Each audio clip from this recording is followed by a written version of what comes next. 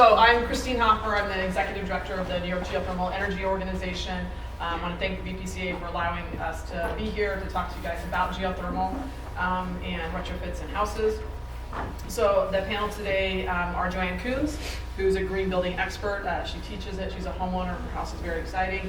Matt Dennis, who's with Halco, Senior Energy Advisor. We'll talk about the Smith residence. And Jeff Hoffer, who's with Aztec Geothermal, which we'll talk about a retrofit of a house in Schenectady. All three projects are older homes that are completely renovated with geothermal. The goal here is to showcase that geothermal really is applicable to new construction and retrofit construction, and the pros and cons of doing it, and all the stuff that goes along with that. So I'd like to introduce Joanne Coons. I gotta talk fast because we have limited time. I had a curiosity. How many people are in the building energy profession?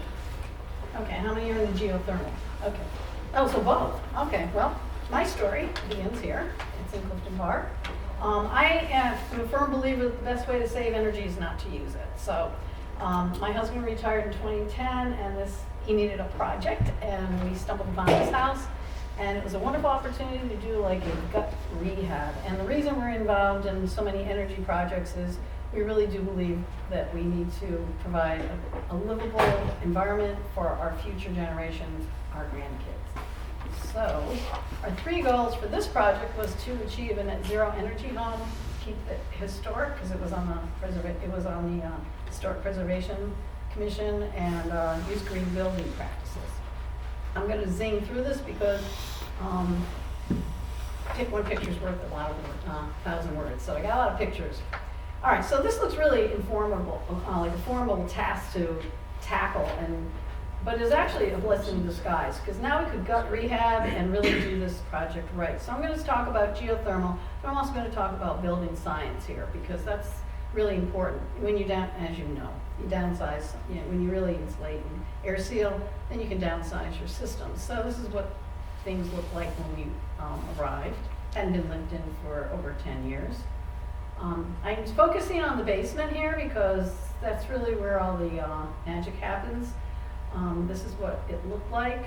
And I'm showing you this picture because if you see those white horizontal pictures, those are 5-gallon buckets that have been cut off and nestled together to form ductwork. This is how innovative the guy was. So very interesting. I thought that was kind of funny. I'd share that with you. We cleaned it out, and I love these limestone foundations. They're beautiful, but you'll see we had to cover it up. Okay, so this is what it looked like, the project, and now we're going to put it back together. We put our double studs. We brought the studs in 3 inches and alternated them so we didn't have a thermal break. I really should follow my notes here probably so I don't forget stuff. You now call it a Larson truss. Oh yeah, is that a Larson truss? Yeah. Okay, I've heard the term, but I didn't know that. Okay, thank you. Larson truss. Ventilation was key. This is in our roof. We ventilated it with these purlins and to alleviate moisture. Then on the sides also, we furrowed it out with furnace strips before we put our siding back so that we have a nice flow of outside air so that things kept dry. We put down 12 mil plastic all around the basement to water seal it and prevent moisture from coming up. In the crawl space, which is the picture on the right, that was a dirt floor, and then had to seal that up. This is that beautiful I'm sorry, it's really hard to understand what you're saying. Could you going too fast? More slowly? And I can slow down, but I've just got 12 minutes, so it's kind of okay. I'll I slow really want down. to hear it. Did you catch it so far? Yeah, I'm going fast. So we water sealed the basement so the moisture didn't evaporate up into the rest of the house. Yeah, I can slow down. I'm just worried about not making it to my 12 minutes. Okay, so that beautiful limestone foundation. We used spray foam insulation to make it conditioned space because that is where our mechanicals are going. Now, I had to put a big red arrow next to our geothermal well because that's how obscure it is. We dug it down, I think 490 feet, and it's covered up. Huh? Oh, excuse me, borehole. I had it in my notes. You're right. Thank you. Christine, thank you so much because I gotta learn the right lingo, okay. How many feet, sorry? I think it was 490. Concur? 450. 450. I was off 40. Okay. Yeah, so we dug down, or they dug down, and it's really obscure, so I just wanted to kind of show you how it's non-invasive. We air sealed, and this is our pump that was brought in. This is where you see the pump is the front of our house, so we brought the geothermal line in. This is our compressor. It's a 3-ton compressor. It has a MERV 15 filter in there, so it filters the air. There's less dust in the house. It's a 2-stage. It doesn't go into the second stage very often. Now we have variable speeds available. So again, this is a 15-year-old system. So just remember that as we're speaking. So technology changes. Real efficient fans and motors. So air sealing was really important to us. Insulation was important to us. So we put in an air exchanger. It's a heat recovery ventilator. Again, using efficient fans and motors. It replaces the whole volume of our house air with fresh air, filters it, pre-filters it before it reaches the compressors. And you know, since it's a heat recovery ventilator, the delta T is smaller, so it's more efficient for recovering our heat and cooling. I like it because it's fresh air all the time. We don't open up our windows, and my husband has some respiratory problems, so you know, we're guaranteed really good fresh air all the time. It's great. Now, during Hurricane Irene, we started to get rather moist air in the house, and my belt was moldy, and I'm like, what the heck's going on? We really had to control the humidity, so we installed a dehumidifier. We used a manifold for our hot and cold water, so every single faucet has its own home run going to it, saving energy. Like, energy saving is like very important to us. We have 3 Tesla batteries, 13.5 for backup power. We did this in hopes that we could become like an energy producer. Through our solar, we'd store our energy, and then when the grid wanted to buy it back, we could sell it to them and make money. That hasn't happened in New York State. It has in surrounding states, in Vermont and Massachusetts, but we're set up for when it does happen, hopefully. Just some examples of other things that we do to save energy. Like I have a solar clothes dryer. We have solar thermal hot water. Huh? Solar clothes. Yeah. I still use it in the wintertime. My jeans come out straight like that. But The deer comes with it? yeah, they love our garden, so they're all over the place. Yeah, it's really a nice way to live. We're on 2 acres, and we're in Clifton Park. We're a lead house, so I'm off topic, but there's a path right behind those solar panels, and I work down the road, and the path leads all the way to the school I work, so I ride my bike to school if it was 40 degrees or more every day. It was fun. So the Tesla Powerwall comes with a really nice app, and it tells you your energy uses. Blue is what our house is using. Yellow is the sun, our PV production. The battery's green, and any energy that we take off the grid is gray. So it shows you where you're using your energy, where it goes, et cetera, et cetera. And then you can get into other parts of the app that shows you history and things. So you can really know what you're doing and where you stand. So basically that's what it looked like. This is the end product. So we're really lucky to find this house and have this opportunity to renovate it. We used a lot of materials that we found we had to take off. We recycled and reused them, like the collar ties we put up on top there, and floors were all recycled. But again, this is about geothermal, so let's get going here on just show you the possibilities. The windows are really cool in the front. They had to stay because they were the historic windows. So we have interior magnetic screens and magnetic storms, and then exterior storms. So the infrared camera, those outperform any of the other ones that we've replaced with other windows that were high efficiency. So worked out pretty good. Now, don't pull those green energy times yet, because I'm a teacher and I know if I have you look at something, everyone's going to stop looking at this and start looking at the newspaper. But on page 31, you will get this. You will get this information, but it's so small, I couldn't share it. So I kind of clipped some of the, everybody wants to know about finances, right? So this is that, just like the last session, this is the information of currently today in only National Grid, what it would cost to install a typical geothermal unit. So I like, in the green, it says if you're spending $4,000 a year on propane or gas, that's $333 a month. That's $153 in savings if you took out the loan for $25,000, because not everybody has so much cash. So anyhow, that would be done in 15 years. You are going to save $1,839 per year. That's $27,000 in 15 years that you would save on the system. So just to put it in perspective, people like, the here and now, oh my God, it's so expensive. But you gotta think it forward. You gotta think about investing.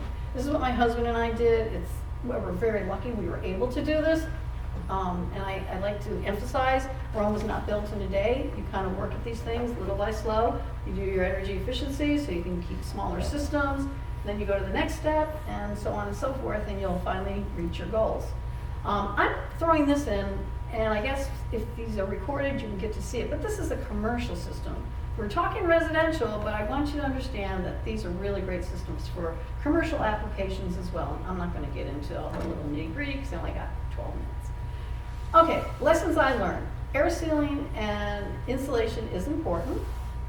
You need size using a manual J. I see so many system size kind of helter skelter, and maybe more like fossil fuel systems, I have to say, but that's all I'm going to say. Fresh air filters are great. They improve air quality, your health. It's just a nice way to live. The investment is well worth it. It increases your comfort and health. I would use cellulose insulation instead of the closed cell if I was to do it today. At the time, that seemed to be the best product. Things changed, and so I just want to throw that out there. We also use solar hot water for our domestic hot water, and it's 15 years old, our tank, and we're seriously considering going to an air source hot water tank or system, because it's very efficient, and solar doesn't work that great up north for hot water. It's good in the summer, great for pools, but not for domestic. Okay, any questions? You can reach out to me. I'm glad to help you. And we nailed it at 12. Nailed it. 9 seconds. 9 seconds. So all of these slides will be available to everybody, so you don't really have to take notes or capture the emails and the links. And the green energy times are at the end for you to take, so you can reference that later. Not now. Not What now. page? 31. 31. So John, can you pass the clicker? Can I get the clicker? I didn't use it. I'm good. You're going to use the click. I'm not gonna stand up Click there. away. There we go. Okay. All right, ladies and gentlemen, my name is Matt Dennis with Halco Energy. Forgive me for not standing. I don't want to.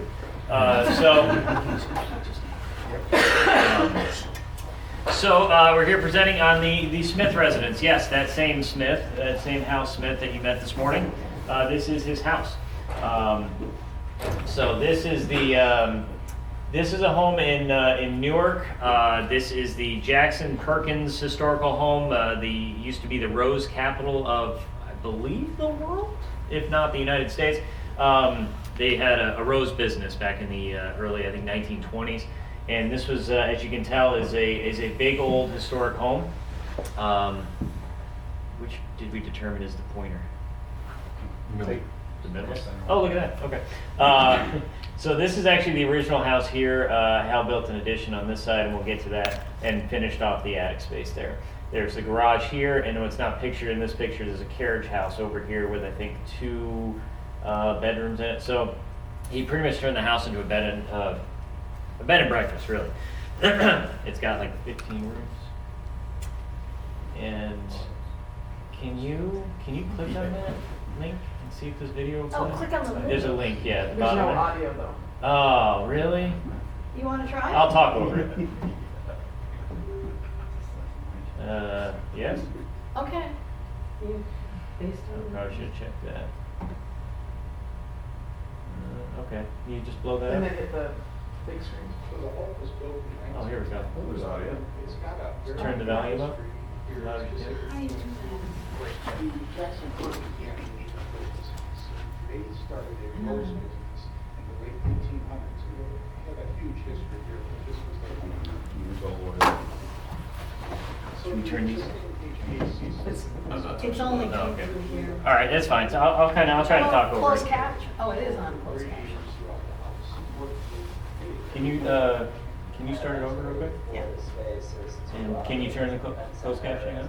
Yeah, I will, I just turned it off, but you know what I want to do is make it small and see if I can, And it's see got what a the very vid, unique this history is, here specific to Newark, New York. The Jackson that's Perkins as big family. as, that's as large. Yeah, so let's go All right, ahead. I'm gonna start it over. Just start over and And get I'll the put the closed caption. CC on A it. huge history here. I think this was their home. Let's go back. So the Okay, one more time. Okay. The home was built in 1900. It's got a very unique history here specific to Newark, New York. The Jackson Perkins family built this house. And they started a rose business in the late 1800s. And they have a huge history here, but this was their home. So the existing HVAC system in this home was originally a coal-fired two-pipe steam boiler.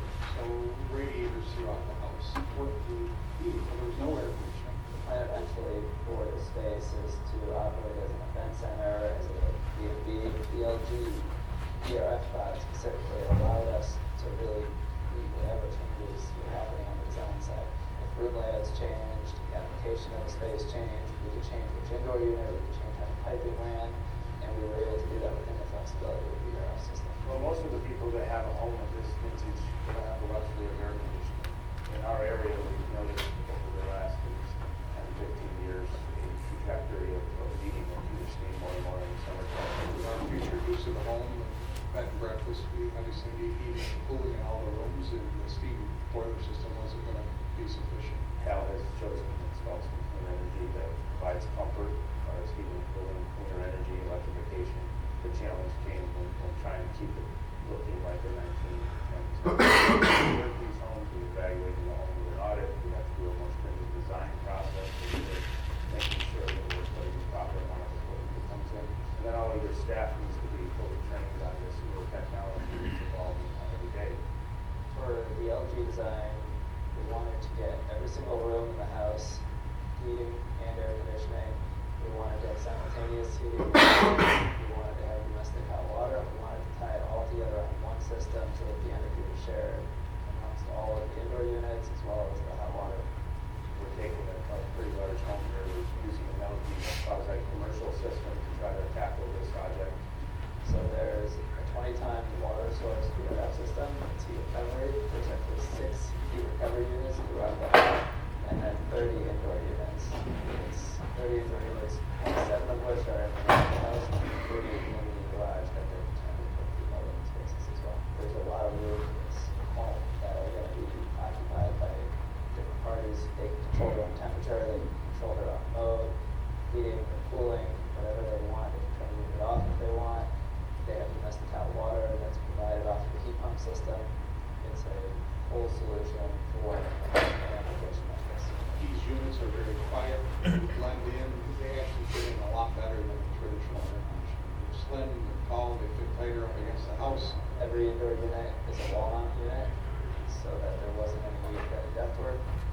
And we maintained as much of the historical and architectural value of the home as possible. And we switched a lot of my current business to LG, and we did lots of things to really insulate the seal the home, make it heat pump ready, and then the LG products just fit perfectly. So it was a win-win for everybody involved.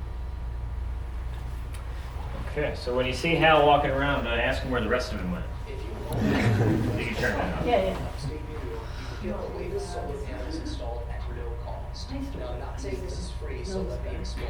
The federal government recently extended the Energy Policy Act, Okay. which I'm gives sorry, homeowners probably free asking the wrong government assistance to go. Yeah, just take it back. And then, back to here.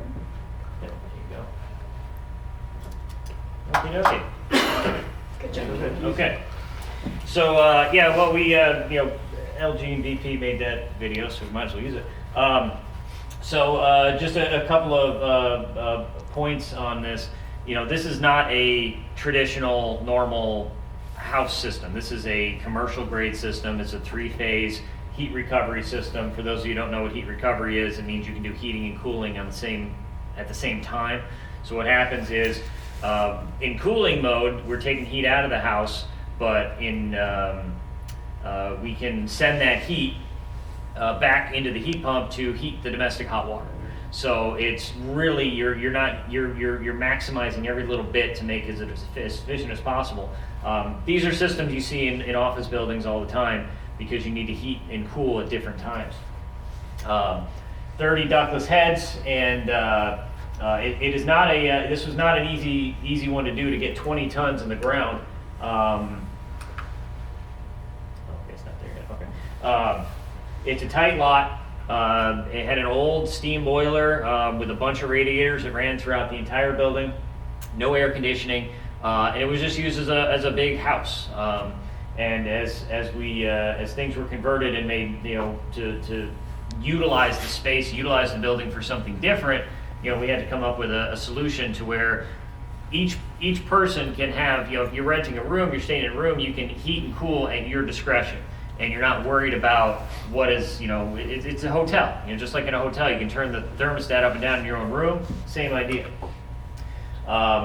So this is the house before the addition, as you can see, and then that's the garage, and the carriage house is it's actually behind it.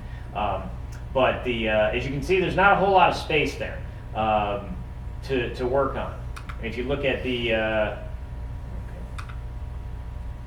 on a second. Sorry, I'm out of order here. So the attic was finished. That's the this part was just an unfinished attic space, but you can see it's a large space that was not used for anything. So it was really just kind of going to waste. And everything was spray foamed, insulated. This is actually part of the addition. This is the old chimney. And actually, they were able to repurpose the chimney chase because it wasn't needed anymore. For running, obviously, wires and line sets and such to kind of hide it. Old period specific windows. Hal wanted to keep the sort of that characteristic of that old house as much as possible. So, but how do we combat that with energy efficiency? It is a challenge that any of us who deal with that part of the energy efficiency scope. How do you keep old houses looking like old houses, but bring them into modern efficiencies? And it's a challenge. So.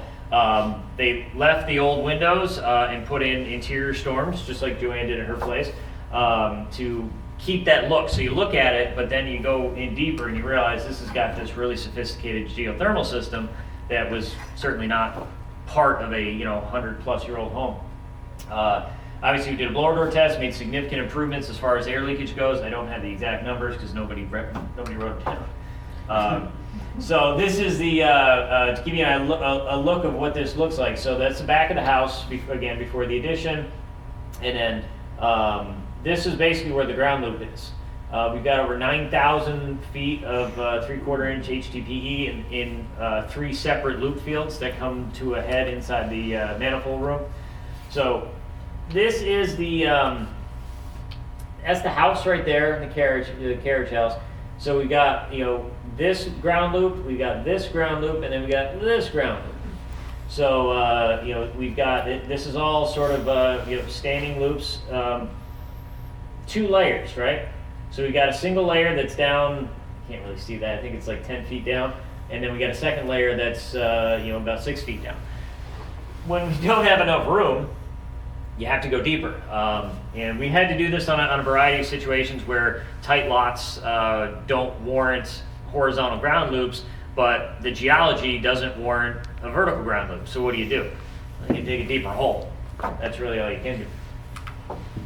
And this is an aerial shot, so we got one ground loop here, we got one ground loop going this way, and then the other one kind of whips off here into the vast beyond.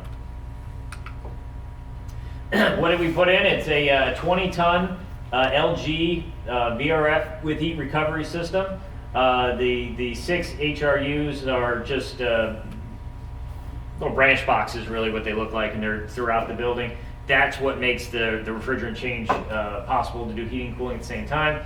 All the equipment's in the basement. I've got pictures of that coming up. 30 indoor heads, and they all range in size depending on what the space needs. All individually controlled. Each one has its own thermostat. And 2 large ERVs. I don't have any pictures of the ERVs, but that's the only ductwork in the house. So we got basically 2 10-ton units for a total of 20. Kind of deceiving, but those are kind of big. If you see them in real life, they're not tiny. They take up a fair amount of space. And then I think we've got, this is obviously ductless head. That's the hydro kit. So LG makes this unit where you can tap on and get yourself 120-degree domestic hot water off of the same ground source heat pump. So think of it as an extra head, if you will. This is connected to this is a 8-ton unit, and that's connected to 3 rather sizable water heaters, 120 gallons apiece. And this does all the domestic hot water in the entire building. Each one of these units, each one of these rooms in this B&B has its own bathroom. So you need potentially a lot of domestic hot water if if you had a full house. And again, when it's running and cooling, it's basically free hot water. Instead of putting that heat back into the ground, you're putting it into your domestic hot water. 18 bathrooms. Well, what more do you want? That's crazy. Who would have a house like that? Yeah. Houseman. Chrissy Hopper. So I mean, in conclusion, everything we do is geared toward energy efficiency and maximizing what we can do. Now, this is an atypical installation for a residential type system, but it just goes to show just how you can do some of this stuff. It is, simple geo isn't, it's nice, but it's not nearly as fun and exciting. But this is a decision Hal made with intent to show what you can do with a lot of these old houses. Most of our housing stock in our area, and most of New York, is old. It's got some of the oldest housing stock in the country. The oldest, thank you. So these are challenges we deal with every day. So when somebody says, well, why doesn't everybody do a heat pump? There's a lot of reasons why. Because it can be a massive sort of lift to get your house to a point where you can make it all work. And this is sort of a unique application that we did, and it is on its way to be fully net zero. I don't have any pictures of it, but he's got, solar is the next piece of this puzzle. There's going to be a sizable solar array on the property to cover the entire electric consumption. Too far. So that's what I got.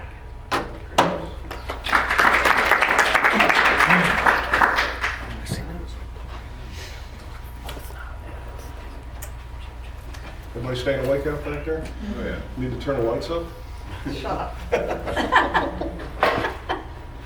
I'm Jeff with Aztec Geothermal. We're out of Boston Spa. This is a house that we did in Schenectady. And Max disappeared on us, but this is actually his father's house. John Chabacco, my business partner. So a little bit about the house. It was built in 1922, so once again, old house stock. It's 3,700 square feet. It's a 3-story house. Can't really see it here, but there is living space kind of up in the attic, which is kind of finished, kind of unfinished at this point. But different than the other 2 houses we're talking about, this is not a gut renovation. This was installed a geothermal system in an existing house. Had a natural gas steam boiler in it, had a natural gas water heater, and for air conditioning they used window units. The challenges for this project, it was a tight lot. The lot goes from basically